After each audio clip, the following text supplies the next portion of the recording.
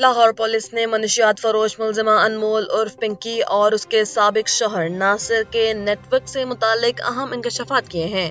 Police تحقیقات کے مطابق ناصر نے اپنے 2 بھائیوں، دوست اور بہنوئی کے ساتھ مل کر کوکین کا کاروبار شروع کیا اور اپنی سابقہ بیوی پنکی کو بھی کوکین بنانے کا ماہر بنایا۔ دونوں میاں بیوی لاہور، کراچی اور ملک کے دیگر بڑے شہروں میں منشیات سپلائی کرتے رہے، جس کے بعد ناصر نے اس نیٹ ورک کو کراچی منتقل کر کے مزید وسعت دی۔ بعد ازاں ملزمہ پنکی نے 2021 میں رانا اکرم نامی شخص کے کہنے پر اپنے شوہر ناصر سے طلاق لے لی تھی، تاہم پولیس اب بھی ان کے پورے گروہ کی گرفتاری کے لیے تحقیقات کا دائرہ بڑھا رہی ہے۔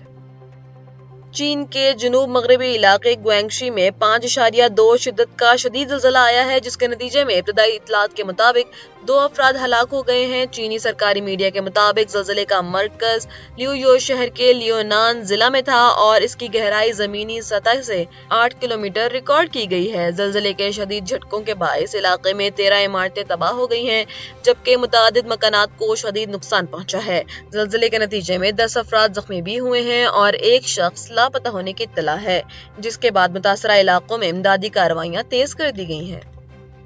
آسٹریلیا کے دارالحکومت ویانا میں سفیر پاکستان کامران اختر ملک کی سربراہی میں مارکہ حق کی پہلی سالگرہ کے موقع پر ایک پروقار اور پرجوش تقریب کا انعقاد کیا گیا ہے۔ ویانا کے 21ویں ڈسٹرکٹ کے ایک مقامی ریسٹورنٹ میں منعقدہ اس تقریب میں سفارت خانے کے حکام، اوورسیز پاکستانیوں، خواتین، بچوں اور انٹرنیشنل کمیونٹی نے بڑی تعداد میں شرکت کی۔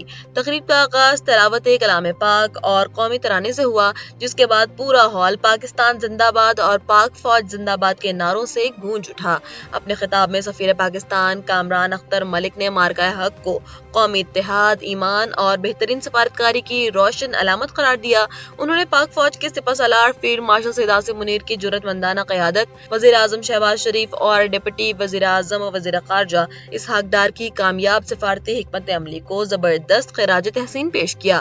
تقریب کے دوران مارکہ حق پر مبنی خصوصی ڈاکومنٹری بھی دکھائی گئی اور مختلف مقررین سمیت معروف شاعر غلام مصطفیٰ نعیمی نے پاک فوج کی قربانیوں کو سراہا۔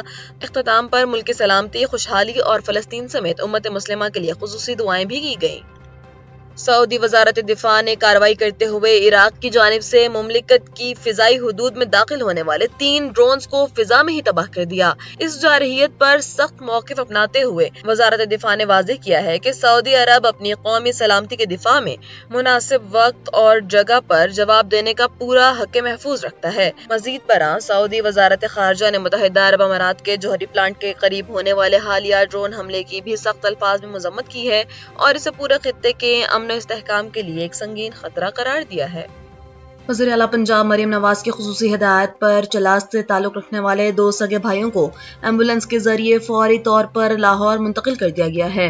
صوبائی وزیر اطلاعات عظمہ بخاری کے مطابق 12 سالہ ثناء اللہ اور 14 سالہ عطا اللہ گردوں کے عارضے میں مبتلا ہیں، جن کا علاج پاکستان کڈنی اینڈ لیور انسٹی ٹیوٹ میں ڈاکٹروں کی ایک خصوصی ٹیم کرے گی۔ عظمہ بخاری کا کہنا تھا کہ وزیر اعلیٰ پنجاب کا وژن بغیر کسی علاقائی تفریق کے تمام پاکستانیوں کی خدمت کرنا ہے اور ان بچوں کے علاج کے تمام اخراجات حکومت پنجاب برداشت کرے گی۔ ویانا میں بین الاقوامی تنظیموں کے لیے روس کے مستقل مندوب میخائیل ایلانو نے ایران پر دوبارہ ممکنہ حملوں کی خبروں پر سخت رد عمل کا اظہار کیا ہے۔ انہوں نے واضح کیا ہے کہ اگر امریکہ اور اسرائیل نے دوبارہ حملے شروع کیے تو اس کا صاف مطلب یہ ہوگا کہ انہوں نے ماضی کی غلطیوں سے کوئی سبق نہیں سیکھا۔ نیو یارک ٹائمز کی ایک رپورٹ میں دعویٰ کیا گیا تھا کہ امریکہ اور اسرائیل ایران پر دوبارہ حملوں کی تیاریاں کر رہے ہیں۔ روسی مندوب نے اس صورتحال پر چینی وزیر خارجہ کے موقف کی مکمل تائید کرتے ہوئے زور دیا کہ آبنائے ہرمز کو محفوظ بنانے اور کھولنے کے لیے خطے میں فوری اور مکمل جنگ بندی ناگزیر ہے۔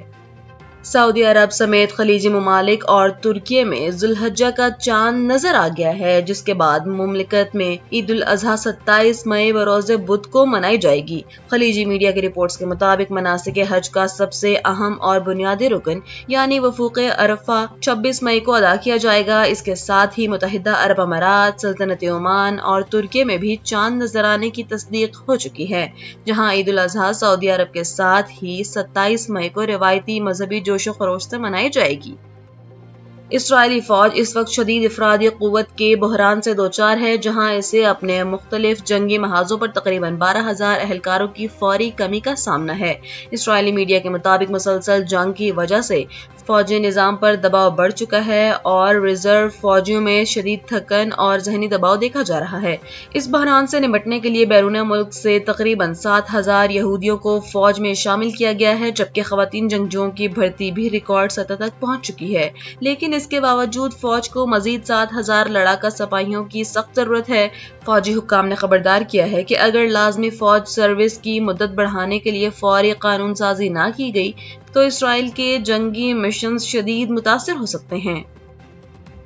اور مشرق وسطی میں جاری جنگ کے باعث ڈیزل کی قیمتوں میں 46% مجوزہ اضافے کے خلاف جزیرہ نما افریقی ملک کوموروس میں ہونے والی شدید احتجاجی لہر بالآخر حکومت کے پیچھے ہٹنے پر ختم ہو گئی۔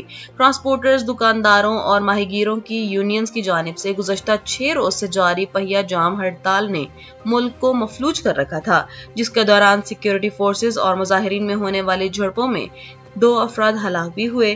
ہلاکتوں اور شدید عوامی دباؤ کے بعد حکومت نے پیٹرولیم قیمتوں میں اضافے کا فیصلہ واپس لے لیا، جس پر دارالحکومت مورونی کی سڑکوں پر مظاہرین نے نکل کر جشن منایا۔